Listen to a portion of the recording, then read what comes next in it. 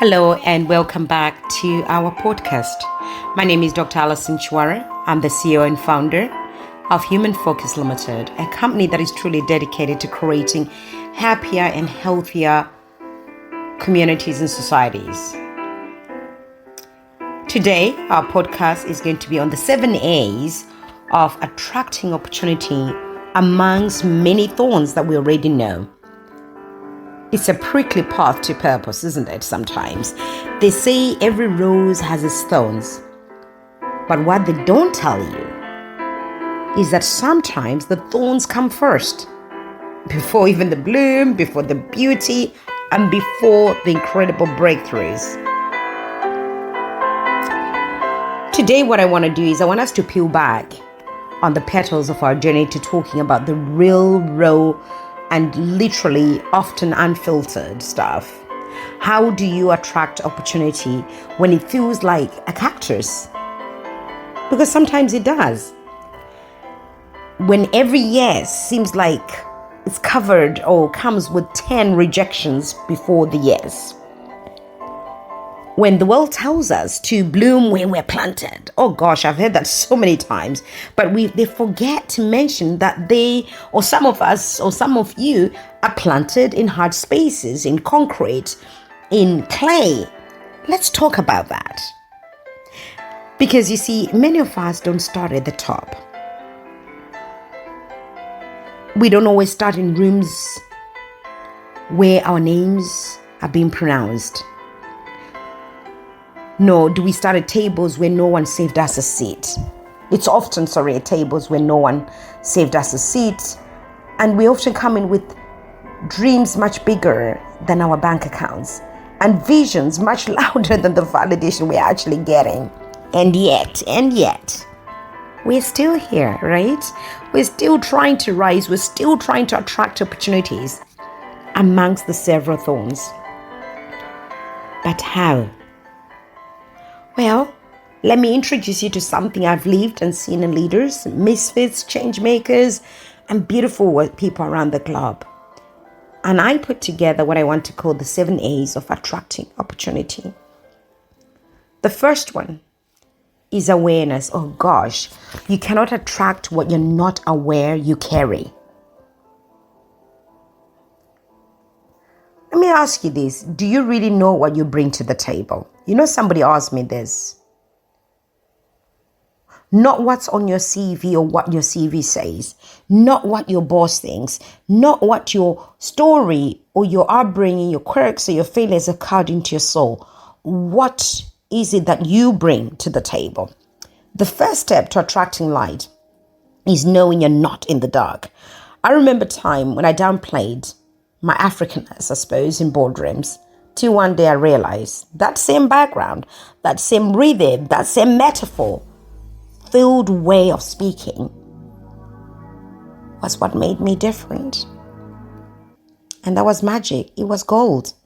So I stopped shrinking and suddenly doors that were shut tight began to creak open.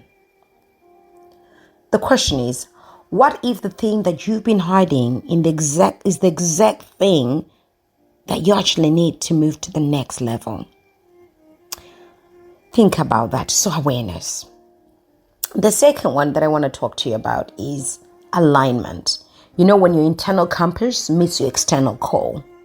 That feeling when someone says it just clicked. Something just clicks.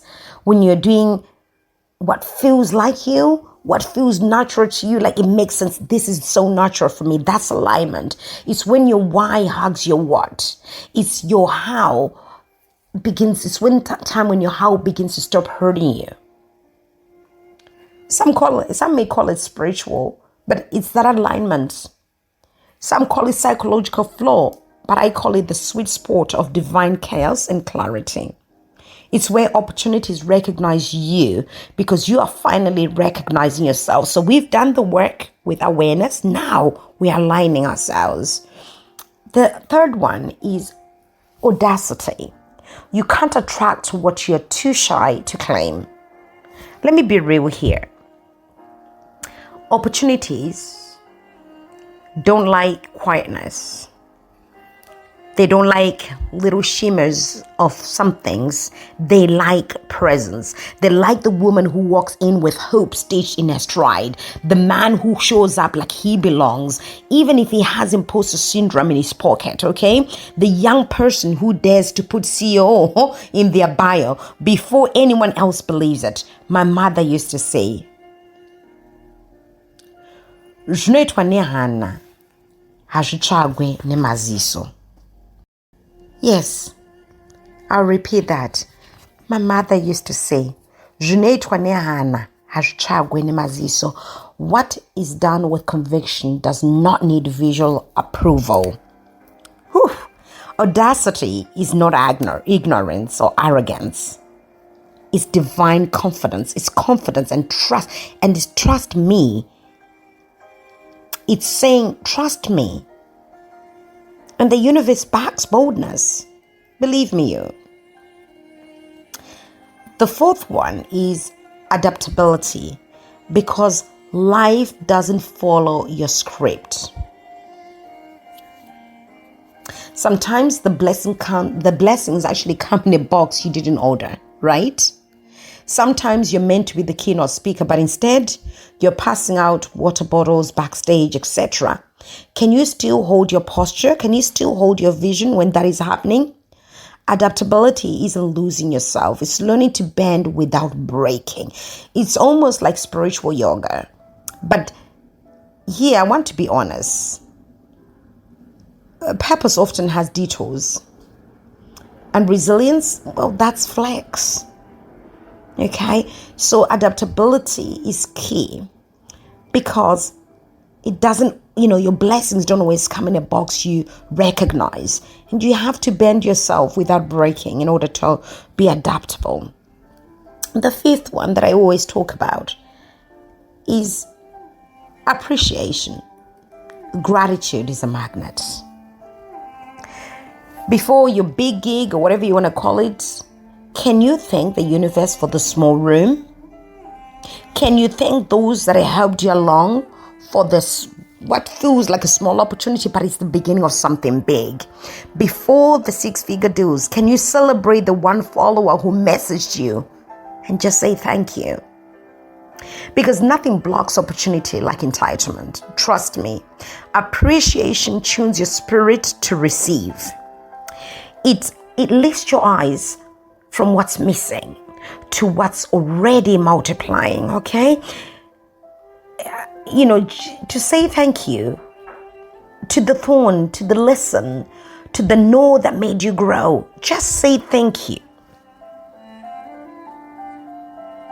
For he who is faithful with little, well, you know the rest, will be the ruler over much. Okay? The sixth one I want to share with you is attraction itself. You don't chase what you attract. And here's the beautiful paradox. Stay with me. When you become who you're meant to be, truly meant to be, you stop begging for opportunities and they start looking for you, honestly. Think of I want to use an analog here. Think of, even an analog, if I can say that. Think of it like bees and flowers. Flowers don't go around trying to chase bees, do they? The flowers just bloom, right? They stand still wherever they bloom and they release a beautiful scent. That's attraction, right? And the bees come. Does it make sense? Yeah? And that's it. Attraction, you don't chase what you attract. Okay? And when you're authentic, when you're aligned and you're audacious and aware, you become magnetic. Not for everyone, but for the right people, for the right opportunities. The seventh one and the last one is action. Because faith without works, well, it's a motivational quote out there. All the alignment, all the awareness, all the attraction means nothing if you don't actually move. hit that send, make that call, post that thing, show up, even if your knees are knocking and you don't feel like as if they can hold up. Opportunities respect effort. The universe respects movement. Believe me, you. And heaven blesses momentum. Now, don't sit around waiting to feel ready. There's never the right time. Sometimes you'll never be ready. The idea is just start anyway and just keep moving. That momentum that the universe respects, that effort, that opportunity respects. Just keep moving because there's never a great time to be ready. Your ready is right now, right now. So let me wrap this up a little. I've had moments when I've asked God, why is it so hard? Why so many thorns in my way? Why the closed doors? I've had those moments. Why the heartbreaks that nearly broke my soul? But now I look back, I see why. The thorns weren't there to punish me at all. They were not there to bruise me. They were not there to cause me prickles that diminish my purpose. They were there to teach me how to be more grippy, to grip tightly. They were there to sharpen me. Those thorns were there to sharpen me. Those closed doors were meant to humble me, so I felt. And to prepare my hands so when the opportunity came, I wouldn't just grab it. I would honor it, truly honor it. The pain, perhaps, even prepared the palace. The wildness trained the worshiper, didn't it? So much to be learned. Now, my question to you is, what are you attracting right now? What does it say about what you believe you deserve? Which of the 7 A's do you need to strengthen? Which of the 7 A's do you need to strengthen? Is it your awareness?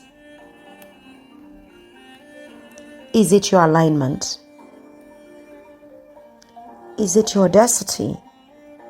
So that you're not too shy to claim. I've been short of that.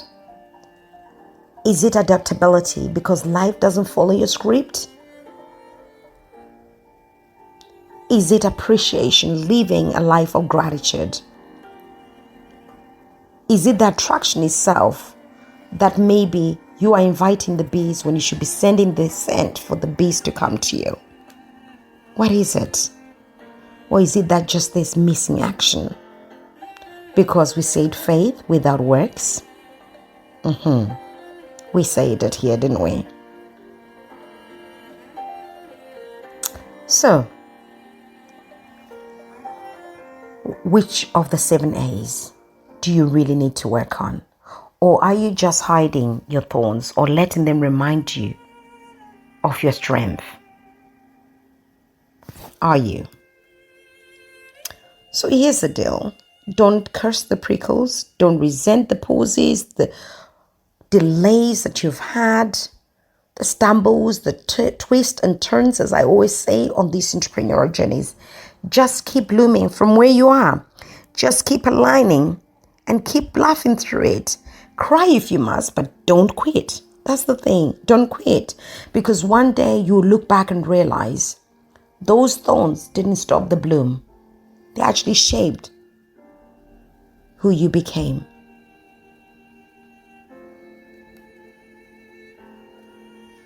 I'm so blessed to be able to share some of my thoughts and views on these things. And I pray that in this new month that we're approaching, that you too will find and figure out your 7 A's of attraction. And most importantly, is that every rose has its thorns. Don't forget that. Don't forget that. So from me to you, from Human-Focused to your company, it's goodbye for now. Until next week, next Wednesday, we'll catch up again. You take care.